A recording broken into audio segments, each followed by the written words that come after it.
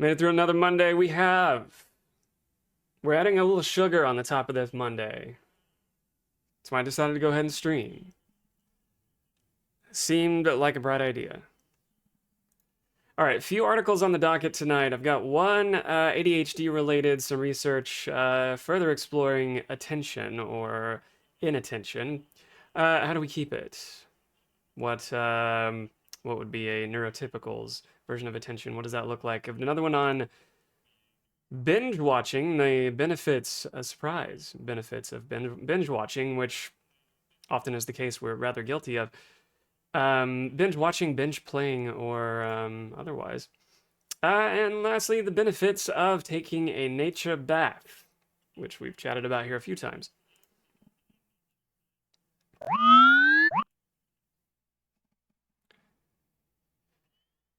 Am I in the men's still? I think today is the best I've felt in about 2 weeks. I am a little anxious though. I've got a minor outpatient procedure coming up on Friday that may put me out for the entire weekend. We'll see. We shall see.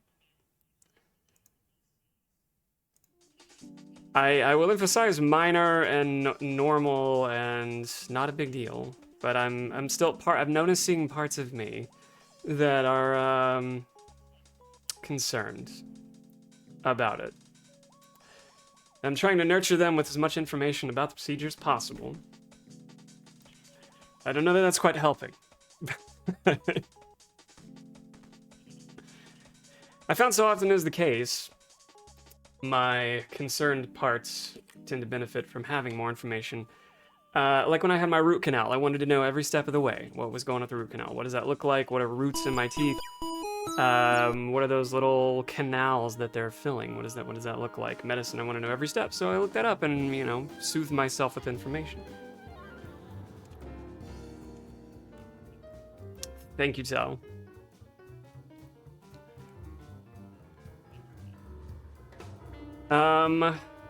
Ooh. Now this one is a cover. This tune is a cover. It's a jazz cover, The Song of the Ancients, from Nier Automata. Another one of my all-time faves. Rapidly became an all-time fave. Oh, I've got that a little high. Oh, it seems a little high. Let's pull that down. All right. Overactive brain rhythms may lead to distractibility. Do you find yourself constantly sidetracked by notifications of fleeting thoughts, which we all have automatic thoughts throughout the day, some more distressing than others, but it's normal to have automatic thoughts. To wit, we can allow them to catch a train of thoughts on the way out. The thoughts that we want to hang on to, of course, we can sit with a little longer. The ones we don't want, though, little guided imagery may be helpful to scoot them along if they seem like they are disrupting your progress or your focus. So like a stream of consciousness, another mindfulness practice to take on guided imagery. Imagine your thoughts floating down like leaves into a stream, and then the ones that you want to discontinue interacting with you watch them flow out of view. But the ones you want to hang on to, you pick them up and experience them a little more. However you want to go about that. But outside of that, just having disruptive or fleeting thoughts in general, it might be a fundamental feature of our biology, us being biopsychosocial creatures as we are. A new study reveals that human attention isn't a steady beam, but a flickering rhythm that shifts even to 10 times per second. And if you think about, so much of psychology goes back to like our basal structures, right, of like fight or flight, survival, getting past any threat detection, identify friend or foe, when am I safe, when am I connected, those kind of thoughts. Coming from the brainstem and upward, it just makes sense that our brain is kind of passively looking for threats all the time, despite how focused we think we are. So it kind of makes sense that this would be something that is studied. New fuddy. We're looking at fuddies tonight, everyone. What's your favorite fuddy? The rhythmic pulsing of our flickering attention. was likely an evolutionary survival mechanism allowing our ancestors to scan for predators while foraging. However, in our modern world of smartphones and constant digital alerts, these innate windows of distraction make us highly vulnerable to losing focus on complex tasks. Interesting that it would use windows of distraction and the word vulnerable there, because to reference DBT again, there are dialectical behavioral therapy distress tolerance skills that are used and referenced in the language of window of tolerance, and then vulnerability factors. And vulnerability factors are going to be like anything that you experience throughout the day that takes something away from you, where your attention, any stressor, good or bad, it comes at a cost. Anything that you experience, even watching this stream, comes at a cost of something. Now, granted, what it costs to interact with the stream is very little. But as opposed to like sitting in gridlocked traffic, right? And that's going to have a more serious cognitive cost. Those vulnerability factors, phone calls throughout the day, or like this is referencing, alerts on our phone, anything that we scroll, interact with, they take something from us. And if our window of tolerance after we've had a good quality night of sleep, if we've had a good quality night of sleep, hypothetically, right, we're all getting good quality sleep, have a good, say, between your normal, how often y'all sleep? Is 6 hours normal for you? You good with 6 hours? I'm usually good after 6. Give me more than 10. Give me more than 10 though, I'm staying in bed all day. But between 6 to 10 is good for me. Let's say you've got your adequate, ideal amount of sleep. Whenever you wake up, your window of tolerance is wide open. And then everything you process throughout the day. So the morning commute closes that window of tolerance a little bit more.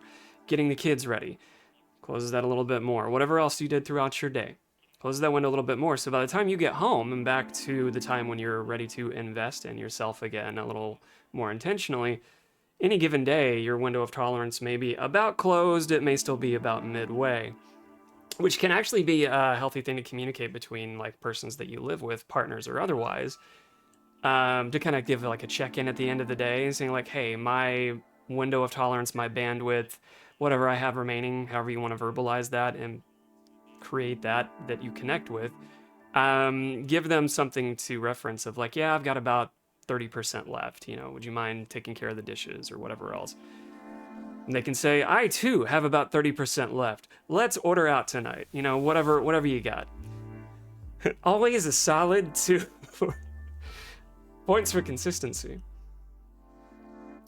Anyhow, the attention cycle that it's referencing here. In our modern world of smartphones and constant digital alerts, these innate windows of distraction make us highly vulnerable to losing our complex tasks.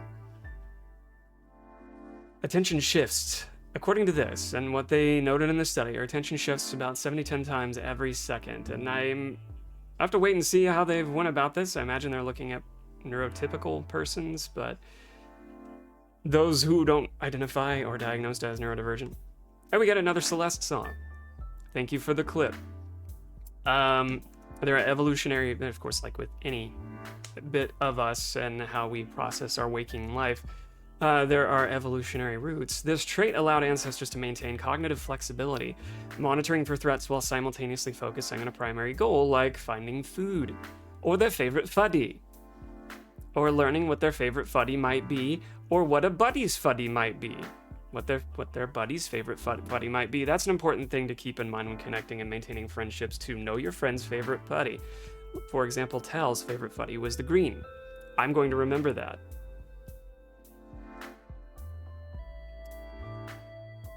Digital notifications and screens exploit these natural rhythmic shifts, making it physically harder to maintain prolonged focus in a modern office or study setting. And I think I see where this is going too. Like, you just notice, show of hands, how many of you have ever deleted like an app on your phone and then felt better from discontinuing use? Like, the first time I did that was years ago when there was like a mass exodus on Facebook. I discontinued use of my Facebook.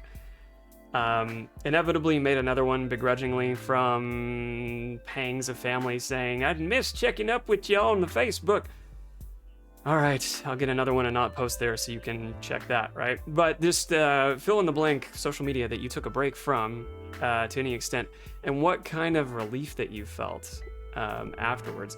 There's a very real sense of, if you never really checked in about that to grade it qualitatively, a great sense of relief that you were feeling from giving your central nervous system a break from something very unnatural that they were checking in with, you were checking in with, your system was checking in with all too often.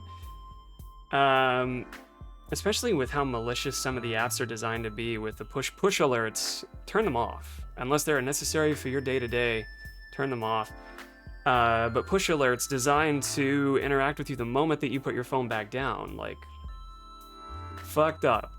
To keep you activated and continuing use. And Durbin says, I didn't know you were here too. Hi.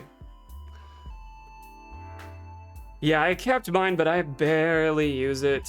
I'm ever reticent that I interact with like any meta product. I like Threads and Instagram probably too much. I'm a holdout of old school Instagram though.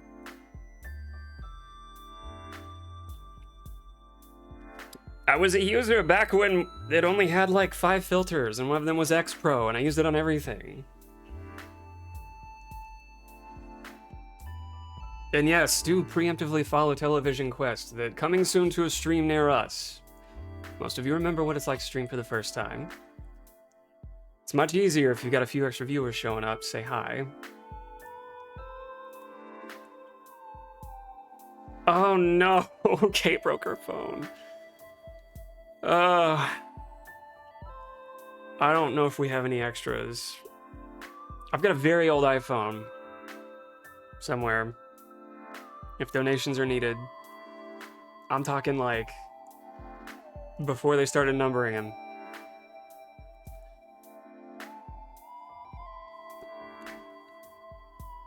I hate that for her. She's one I relate to so much because we've both been going through it. We were leaving a gas station in Louisiana and heard a loud thud, but just ignored it. Oh no. Oh, that was the phone sliding off the top of the car. Oh, jeez. I hate that that happens. Comedic as it is. Well, yeah, I guess that's one way to have a social media break forced upon you, is to destroy your phone, you know? Pick the thing up and say, no gods, only men. Yeah! And then yeet the thing, cathartically.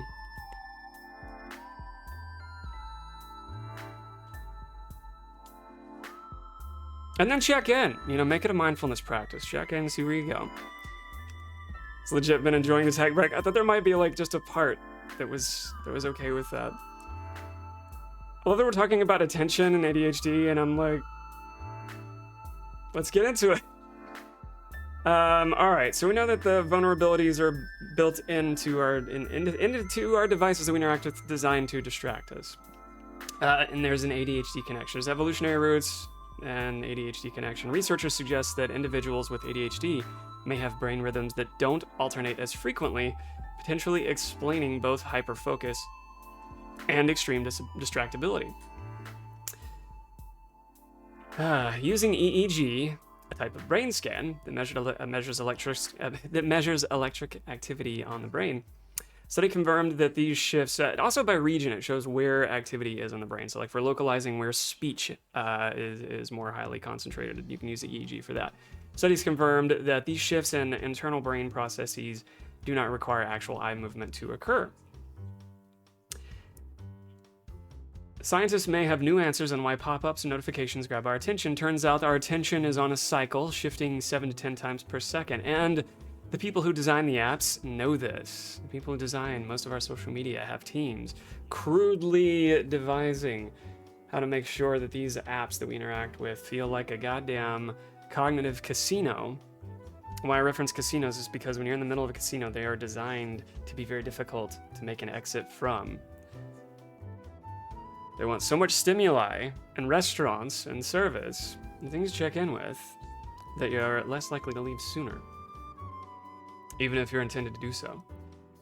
The rhythmic occurrence may be crucial for survival as it prevents us from becoming overly focused on one thing in our environment. It could help us see a car backing up in a parking lot while we search for where we parked, or to duck and avoid a low-hanging tree branch on a walk while watching a kid ride a bike. But these windows that shift our attention could also make us more susceptible to distractions, especially now.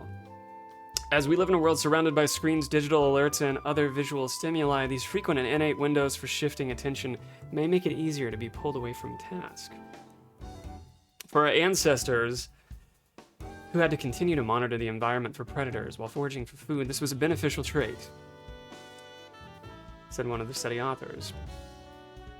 But in our modern environment, and laptops open in front of us and a smartphone nearby, rhythmically occurring windows for beneficial attention shifts might also work against us. That is, rhythmically occurring windows for attention shifts are also associated with increased susceptibility to distracting information. The shifts in attention can occur hundreds of times each day, which they noticed by using an EEG to monitor brain signals. Small study, they used 40 participants were asked to focus on a dim gray square at the center of a computer screen, while colored dots served as distractors.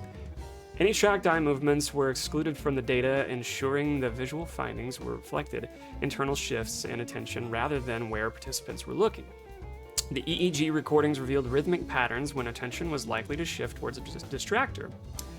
These rhythmic shifts in attention occurred about 7 to 10 times per second and were linked to participants' alternating windows of better or worse target detection. Sultry, hello, welcome in. Not me, I'm always hyper-focused. Like, I am not hyper-focused. Jessica, teach me how. I need the skills to pay the bills.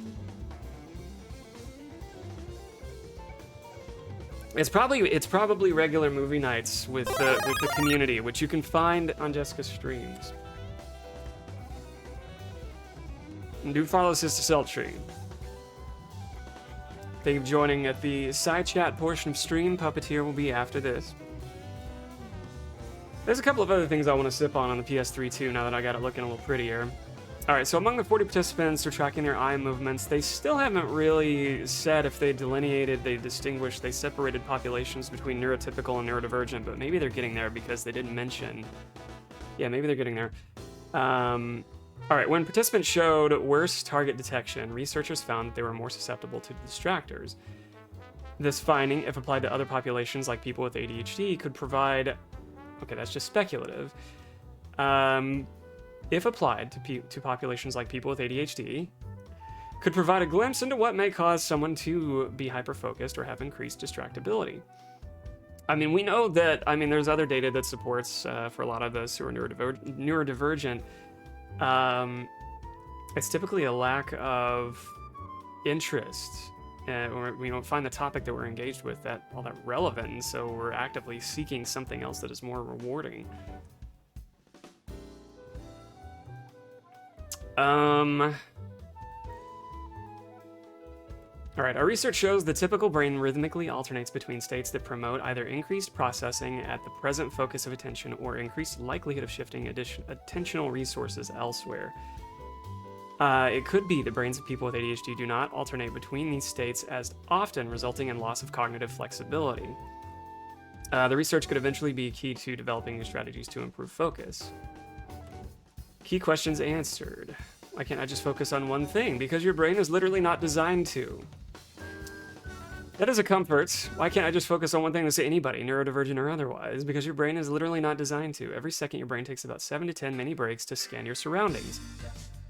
To keep your ancestors from being eaten by predators. This kept your ancestors from being eaten by predators, but today, it makes you click on a pop-up notification. I don't know, this probably comes with years of training. I don't immediately click on pop-up notifications unless it's to disable them. Welcome back! Is this why people with ADHD struggle? No, yeah, please tell us why. Strong possibility. Research believes that ADHD in the brain might get stuck in one state and not cycle between focus and scanning at a typical rate, which can lead to either being unable to pull away from a task or being too easily pulled away from the environment. It does feel sometimes hot or cold like that. especially if I've done like the act opposite skill I was mentioning earlier. If I'm finally in that flow state and focused, I'm doing everything that I can to finish that, and then I may while I'm motivated and reinforcing that motivation and that focus and that task completion, I may immediately jump to like 3 other tasks and then wonder why I can't finish them in a single day, because it's not realistic to put that on myself. That's why. Can I change my brain's rhythm? While you can't stop innate pulsing of your neurons, understanding these rhythms could lead to a new type of attention training or therapeutic strategies that help people synchronize their focus and their brain's natural windows. I think part of that has to tie in directly to what I was saying earlier of whatever mindfulness practice, whatever cognitive pause that you connect with, whether it's recognizing, DBT skills like a window of tolerance and bringing awareness to, like, if you catalog throughout your day, if you journal, what compared to your window of tolerance, like again, the window of tolerance being that distress tolerance window of what's open, wide open after a good night's sleep, and then throughout the day you have all of those vulnerability factors being, okay, maybe you didn't get enough sleep, and that window's already starting your day a little more closed, but then all the other vulnerability factors that you hit, like alerts on your phone, getting the kids ready, carpooling, whatever else, work, meal prep, and still trying to take care of yourself throughout. Those are all vulnerability factors. So bringing awareness to those and getting a sense on that map of where you can fit in more time for you in recovery, and whether that's streams or however you give back to yourself, knowing what we can do to do that more intentionally, right? Of course, I'll put this in the Discord. You can have it later. Did you follow Sultry yet? Of course you did, because you're good guys, gals, and non-binary pals. Thank you. Also, yesterday on the block, we had a Heather birthday. Heather, I hope you had the best birthday you could possibly have. Of course, you know, it is your divine right to celebrate the entire month. Or if it fell on the end of the month, you have all of March to move forward and celebrate. And everybody here, I can only emphatically encourage you also share a happy birthday message to T Honey if you haven't already.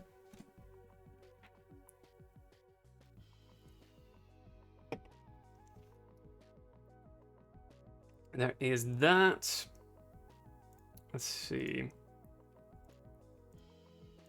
It's about as natural segue as any to talk about what we give our attention to, and then a study on perhaps the paradoxical benefits of binge watching.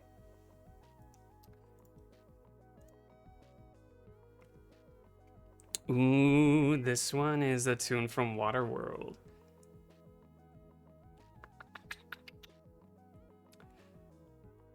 I'm reading this one with a lot of skepticism. I say that the skepticism paired with, yeah, there is data to support that we benefit from experiencing fictional stories because it bolsters traits of like empathy development and self-connectedness, self-identity by exploring stories in which you can project yourself into like avatars. So video games very much included in that. And any fictional story included in that, so not just books, but like movies too, and revisiting things that require less like we were talking about with Puff earlier, re-experiencing games or re-experiencing any media takes less work the second time around, less cognitive labor. Even if it's something you're doing for entertainment purposes, it takes less cognitive labor to experience the second time around, so you might actually enjoy it more. Outside of the comforts of it just being, familiar. You're re-interacting with characters that you care about and their stories, and you kind of know what's going to happen to them, but it's not a disappointing thing to know what's going to happen with them. Knowing what to expect is part of the comfort, very much. 2 studies found that TV shows watched consecutively for longer durations or books read in longer reading bouts were more memorable and likely to be targets of retrospective imaginative involvement. In other words, when people engage in binge watching a TV show or marathon reading a book, they are more likely to think about the stories of how those shows and books afterwards. They are more likely to think about the stories of those shows and books afterwards, relive them in their imagination, expand them, or imagine alternate story developments. People love stories, of course they do. Stories are important because they organize experience into coherent, meaningful patterns, helping individuals understand events, motives of other people, and consequences of actions. They allow people to simulate social situations safely. This strengthens empathy, as I said, moral reasoning, and perspective taking. I would sum that up as self-identity. The better you can connect with yourself, the more you understand the difference between self and other, and then relating, all that good stuff. When stories are fictional, such as those typically found in TV shows or books, they provide immersive emotional experiences without real-world risk, allowing people to fear, love, triumph, and experience loss safely. They offer narrative structure that makes sense of chaos, satisfying the deep cognitive preference humans have for meaning, coherence, and resolution. They also create parasocial bonds with characters, giving individuals companionship and social simulation that feels psychologically real. Sometimes people revisit completed stories in their mind, actively replaying actively playing their content, modifying them, or continuing to elaborate on them, or imagining alternatives for how the story could have progressed. It's referred to as retrospective imaginative involvement. Retrospective imaginative involvement also goes beyond simple recall, as it involves actively expanding fictional world in the mind. I would also refer to this as a form of like reminiscence therapy for yourself. It's not not a clinically led thing, but a self-guided therapeutic in this case, but something that involves reminiscing.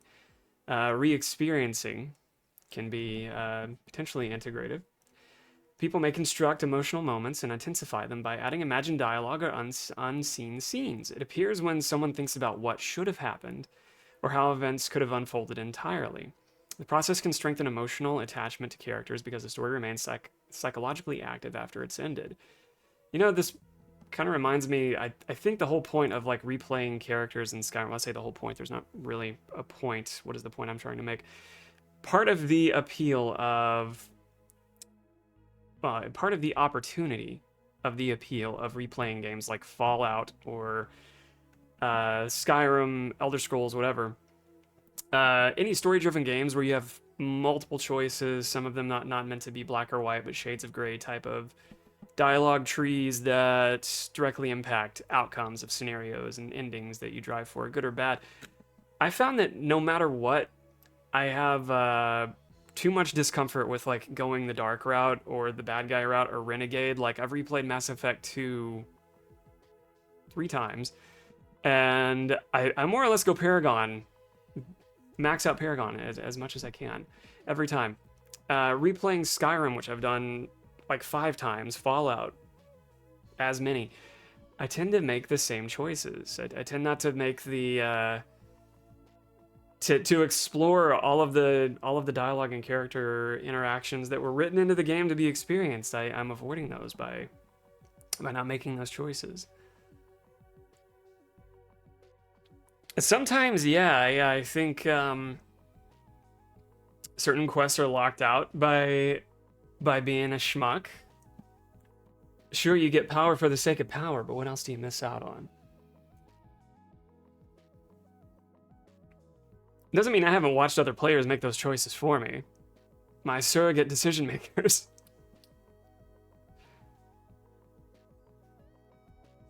But yeah, it's just, even though playing like as an avatar, I never really found a comfort in, you know what? I'm gonna try to play Grand Theft Auto and just kill everybody. Like I never found a benefit to that. Outside of who the game already makes you like kill and be fucked up anyway. Had a lot of fun with those games. Study authors chose one highly memorable story, the first listed, and one unmemorable, the second listed unmemorable story, and asked participants questions about them. Participants also completed assessments of their viewing motivation, tendency to binge watch, using the binge watching engagement and symptoms questionnaire, because there's a questionnaire for everything. Let's see if we can find that. Let's see if we can find that and answer it. Because I might save it in my repertoire of resources. I've got, if anybody ever needs, I have questionnaires and scales for substance abuse, substance use of all types, depression screeners, anxiety screeners, that kind of thing. Most of them are already uploaded in the Discord. Anyway, they're assessing that via self-reported questionnaire, story engagement, and appreciation, perceived stress, another questionnaire, perceived stress questionnaire, leisurely time, the Nottingham Leisure Questionnaire, and retrospective imaginative involvement, the RII scale.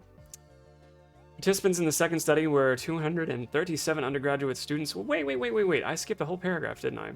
Okay, so that study was related to 303 undergraduate students recruited online from 2 universities in the U.S. Midwest. What up, Midwest? Average age at 20. I would hate to be 20 right now, no offense. In this study, participants were asked to name 3 memorable stories that they experienced as TV shows, books, or movies.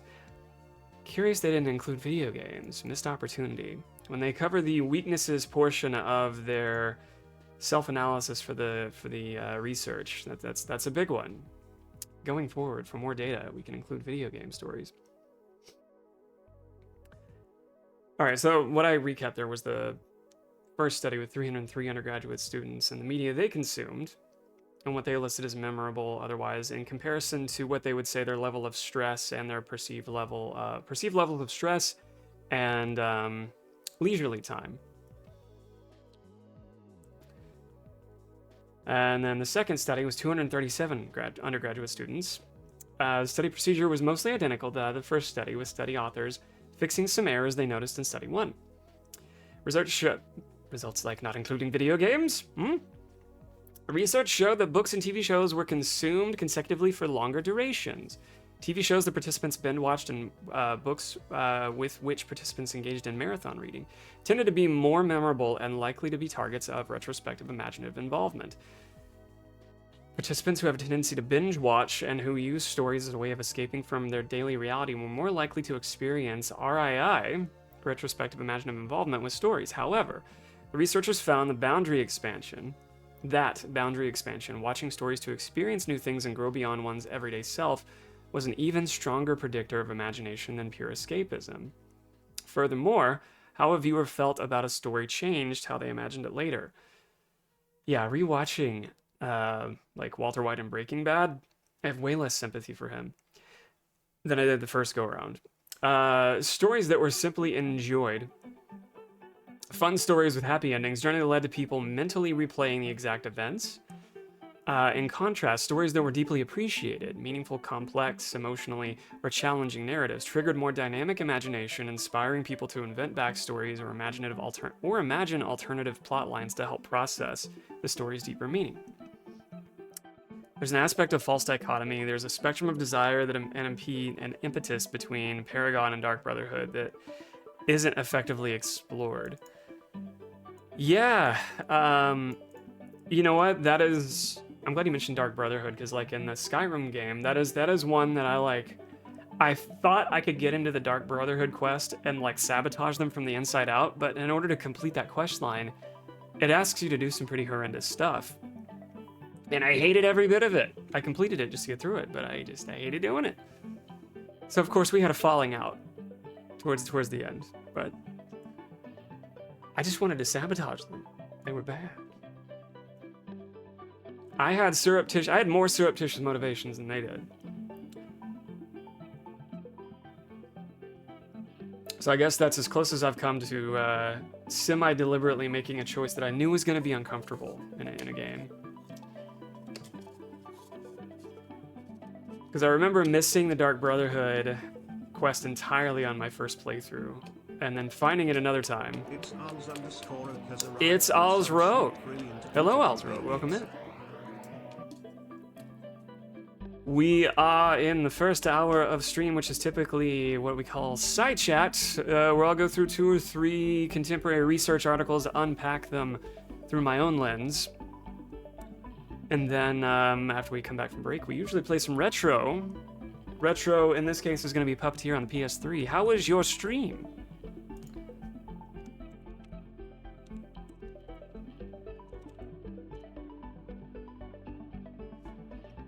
And what was you up to?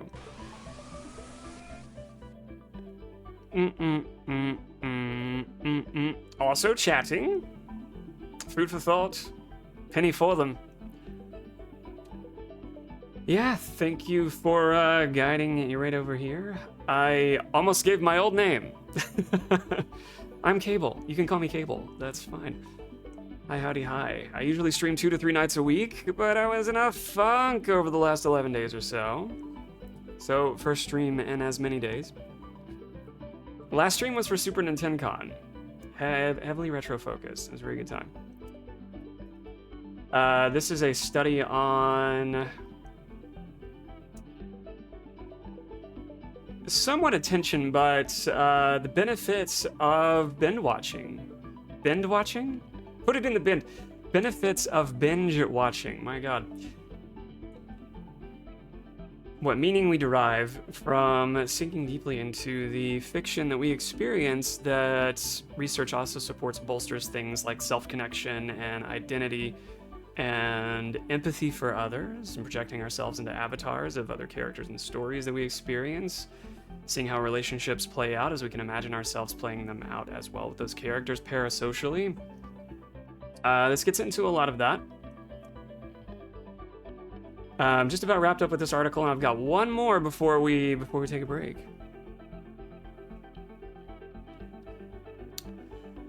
OW. Oh, Overwatch. I was like, did we forget a W?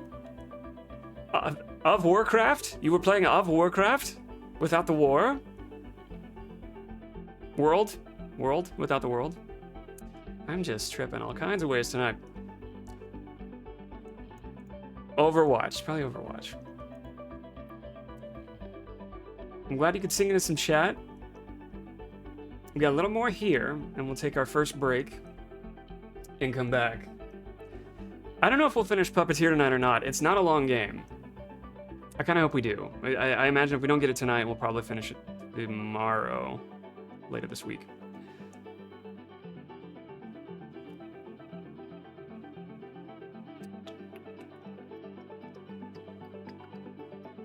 That's right. You told me last time your name was Als, not Alls, right? You preferred it. You preferred Als, not Alls, right? Yeah. Okay. Good for me. I remembered something. Hippocampus activate. I know I had to pat myself on the butt cheeks there. Amazing, sweetie. Thank you. All right, I semi-recapped this article. Where did we leave off? How a viewer felt about a story changed how they imagined it later. Stories that were simply enjoyed generally led to people replaying the exact events. In contrast, stories that were deeply appreciated triggered more dynamic interaction, inspiring people to invent backstories or imagine alternate plot lines to help process the story's deeper meaning, which, relatable.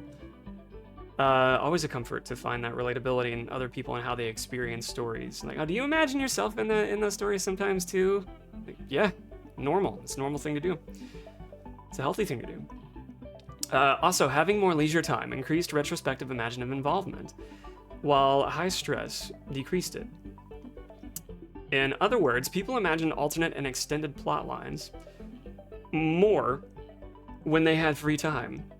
Go figure. And less often when they were under high mental stress, likely because stress depletes the cognitive resources needed for daydreaming.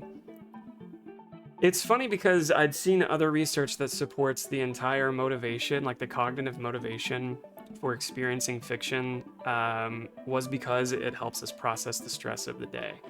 Like it's basically tantamount to like why we would use like a 5, 4, 3, 2, 1 technique or a grounding exercise like breath work, deliberately distracting ourselves and our central nervous systems to convince our bodies that we're safe.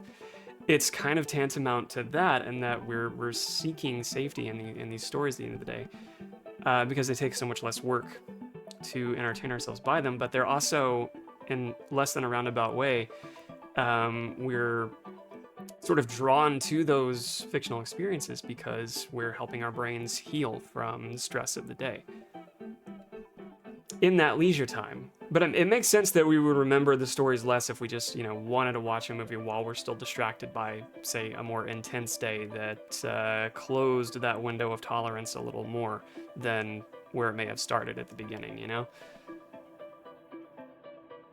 Overall, this study highlights how one's memory of a story impacts imagination and fantasy. Results suggest that the formation of robust mental models about narratives could be facilitated through binge watching, which might help people recover from daily stressors through retrospective imagination. Study contributes to the scientific understanding of the factors that make stories memorable. However, it should be noted that participants in both studies were an undergraduate university, and they didn't play video games in this. I got to raid and run. Do the post-raid recovery. Do those things. I'll be around until 11:30 or midnight or so. Thanks again for coming to say hi.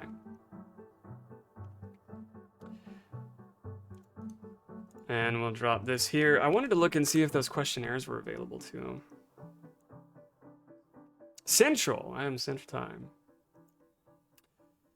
Central US. All right, where did it show the questionnaires that they used?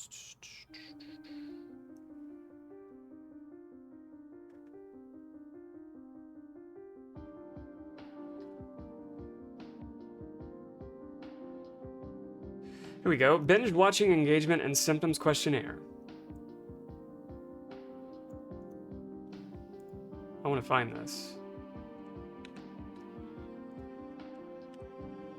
How are we doing on time? Hopefully we're not about to hit a forced ad. Oh.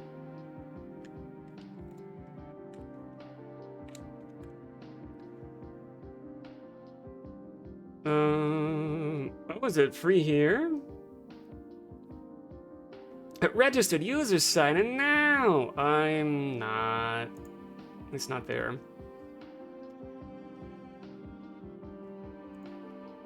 Maybe Science Direct, I do have an account there. Greenwich Mean Time, okay.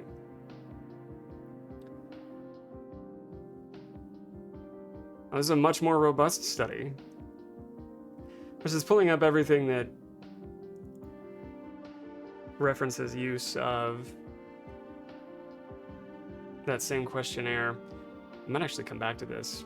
This looks much more robust, though it's not on dark mode, so hiss boo. It's not on dark mode, so hiss boo.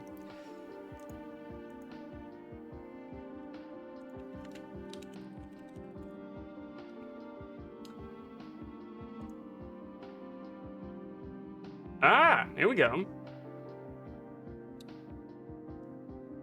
Oh, that's not quite formatted the way we want, is it? Ignore me!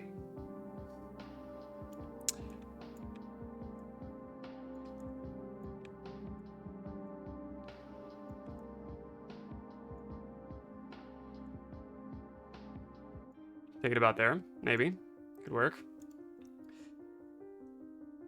Spend a lot of time watching TV series. Strongly agree, disagree, or strongly agree. I would, if you can include Twitch into that, that would be a strongly agree. I look forward to the moment I'll be able to see a new episode of my favorite streamer. Agree. That's strongly agree. I sometimes get so absorbed in the series that I lose track of time. This is all, if you've ever done a questionnaire like this, you want to know what that type of scoring is called. It's using a scale called the Likert scale or Likert. I've heard it pronounced both ways. I watch more TV than I should? Strongly disagree. It's necessary. It's fundamental to my cognitive nutrition. Well, I'm going to save this. And I will put it in the Discord for us later if you would like to self-evaluate. And self-score it, self-rate. But don't self-shame.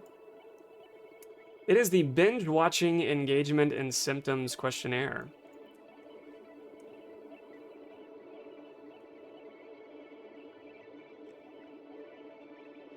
Which was used in and referenced in one of the studies that we just finished recapping right here.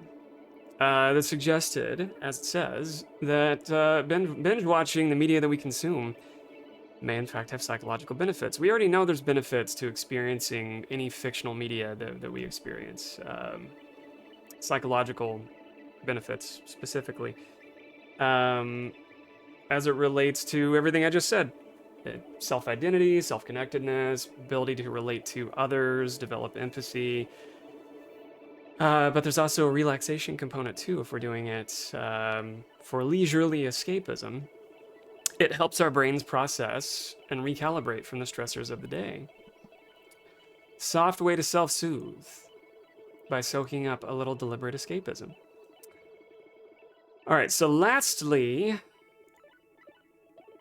on the Just Chatting portion of stream today, I have why we won't take a nature bath. And when's the last time that you have? When's the last time any of you, who among you, have bathed in nature? I don't mean got down, got freaky naked under a waterfall, but if you have, also good for you. When I say nature bath, I just mean you've got out and explored your local park, a little forested area, if you're lucky enough to have one. Tended to your plants, got your hands dirty in the soil, whatever nature bath might sound like to you, it's open to interpretation. Touched grass. We colloquially would say touched grass. I also colloquially would say nature bath. In the same vein. Yeah, Tell, we've been fortunate to have like I don't know if it's our false spring, as I've heard you say recently. I don't know if we've had our first sip of a false spring or not, but yeah, recently it's been a little more conducive to getting outside again. Those are, growing up our entire lives, we hear sunlight, good, obviously. Well, what else hits us that we're deriving benefits from getting out and under some greenery? What are the key takeaways from that? I'll have you know, when EMDR was created by, oh shit, I forgot her name. It's not Marsha Linehan. That's DBT.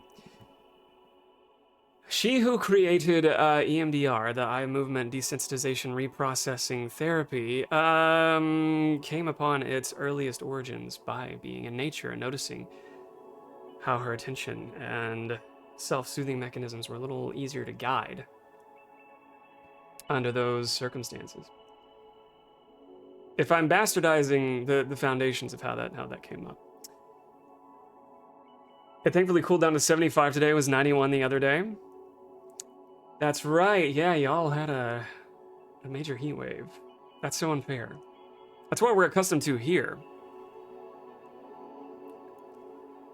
No one needs that type of temperature for that prolonged. I say that, and people in Arizona are just like chilling in flip-flops when it's 116 outside. Like, no big deal. We're used to it.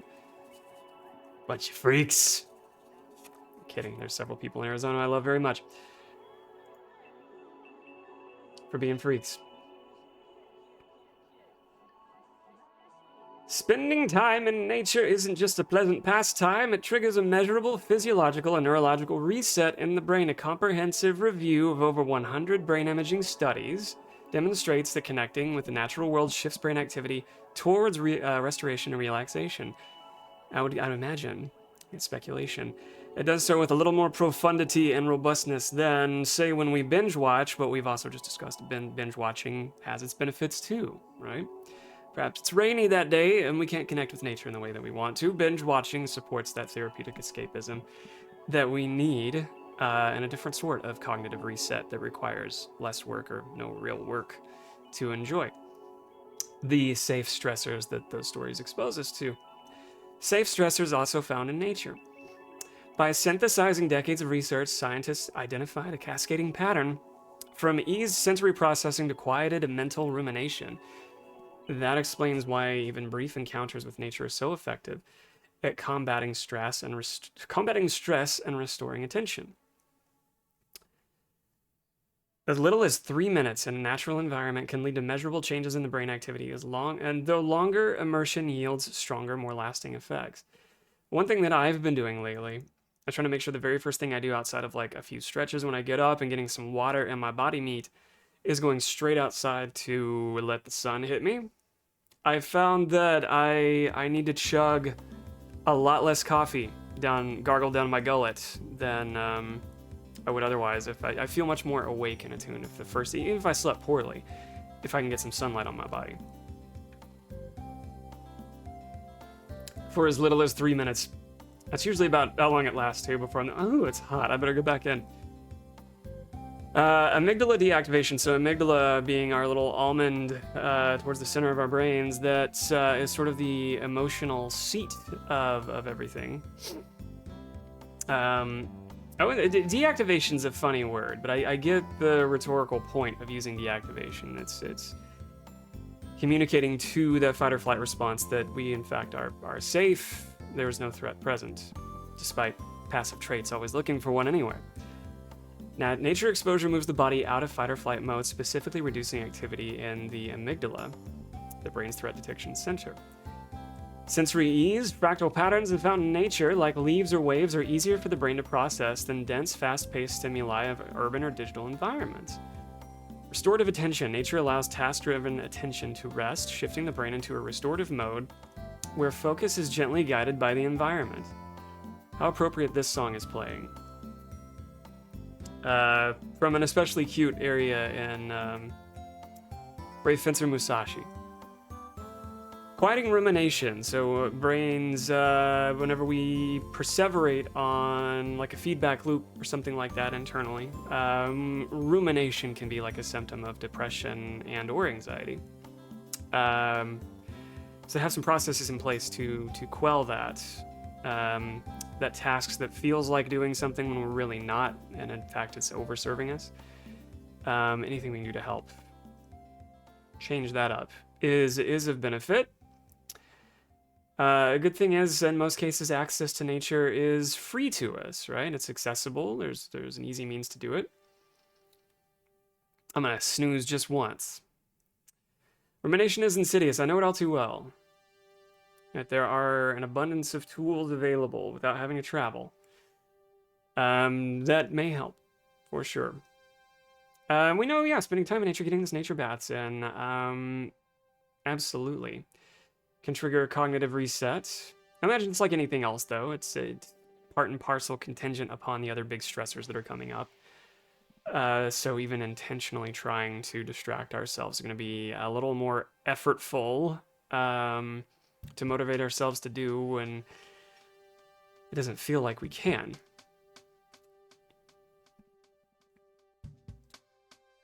Let's see. The findings add neuroscientific weight to the emerging field of nature connectedness, which seeks to better understand how humans relate to the natural world, an experience long recognized across cultures as central to well-being. 4 signs of a more settled brain. By synthesizing results from a wide range of studies, the researchers identified what they call a cascading pattern in how the brain responded to nature. Shifts in sensory processing, fractal patterns in nature are easier for the brain to process and require less mental effort than fast-paced and visually dense stimuli found in cities or online. I think it's important to consider, like any of this data, also outside of the context in which it defines, so you can apply it to spaces where you know that you would benefit from. Stress symptoms settle. As sensory load eases, the body shifts out of fight or flight mode, heart rate slows, breathing deepens, and brain regions involved in threat detection, such as the amygdala, show reduced activity. It's not deactivated, it's just reduced. Attention restores itself. With stress reduced, the task-driven attention used in everyday life gives way to a more restorative mode of attention, guided by the environment. Mental rumination quiets. The brain networks linked to repetitive, self-focused thinking become less active, supporting a calmer sense of self. What counts as being in nature exists along a spectrum, from the time spent in parks or near water to full immersion in forests or waterfalls. It can also extend to smaller encounters, such as keeping plants at home. They're probably not very well lit right now. Also hiding behind a wall of text, but good reason why we keep them around too. I need to water them. I do need to water them. So across the spectrum. As little as 3 minutes in a natural environment can lead to measurable changes, but more immersive real-world experiences and longer exposure generally get associated with stronger, lasting effects. With concerns mounting about excessive screen time, researchers found that nature offers a kind of mental reset that offers a digital detox alone cannot provide. I like how I didn't plan this, but I kind of like the natural segue of connecting the ideas between what we've discussed tonight. Set and setting, time and place, and how mindfully we approach any media that we engage, right? The evidence supports movements towards green urban design and social prescribing where doctors recommend time in nature. There's also a broader societal impact. Research shows people who feel more connected to nature tend to show more pro-environmental behavior. Caring for nature and caring for ourselves aren't separate, they reinforce one another. I love it! Alright, we got through that ahead of needing to run our first ad. There it is for you. I will put all 3 in the Discord while we take a break. All 3 in the Discord while I take a break. Suppose I could opt for better lighting on our plants back there, but maybe they look cooler, you know, like silhouetted.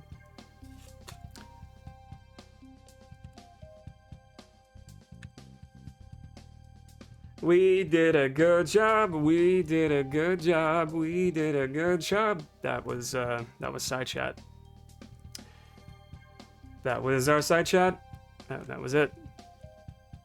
I just think they're neat. We went through that. That's a new sound alert for y'all. Dig me down one more time. That's an old one, but a good one. Do it 2 times. It's important to make sure that it's all working. Is the idea. All right, let's take a break. I shall hydrate in every way. My water, bubble water, and my brown. And when we come back, I'm gonna fire up the PS3, but I do want to play Puppeteer. I don't think that's gonna be the first thing we play. First thing we play is this music game that I found years ago called Everyday Shooter, and it's set up such that you just play as like a pixel, right? And everything that you interact with, let me repackage this. Every level is a song, and every enemy you interact with plucks like a guitar string or presses down on the synth. And there are these sort of like cascading events that you can make happen. Every interaction is kind of randomized, but it impacts how that song sounds as you go through the level/song. It's one of the things when I finally logged back into my PS3 and the PlayStation Network, which took a while, I saw that I had that downloaded, and I don't know that I can find that game anywhere else. Maybe it does exist. I haven't necessarily gone out of my way to look, but I think it's just kind of like hidden, tucked away on the PSN from years ago. So we'll play that for a little bit, and then get into Puppeteer again. And with that, I would ask of you all to scan your body meats from your toes to your tingles, and notice where you have some sensory needs that you've identified that you can meet. Perhaps it's starting with tension in your temples or your forehead, or relaxing your jaw and just relaxing all the muscles here, noticing if there's any tightness in your neck or your shoulder meat that you can drop those down. And rest. Take a big ass breath and exhale ever so slowly. And as you go on down, notice what else you might need, whether it's movement or a little temperature change, food and drink. If it's more of me, thank you for keeping me locked into your dopamine menu for the evening. Music will change, and you'll have that to move by if you are so inclined and able. I will see you in 3. Sun likes the haircut. Oh, thank you. I'm feeling it more and more every day. I appreciate that. All right, we will be back in 3. Take care of your body meats. I will see you soon.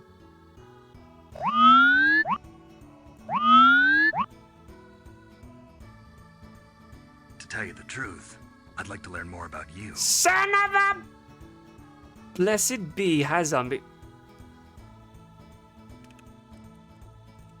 Love you, Puddin'.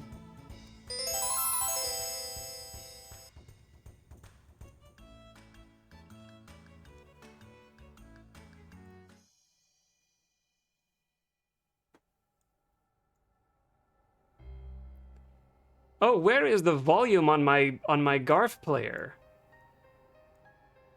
Is it here? Is this the volume on my Garf player? Or is it here? It is Whisker. Where is the volume on my Garf player? Does anyone see it? That's the panning bar.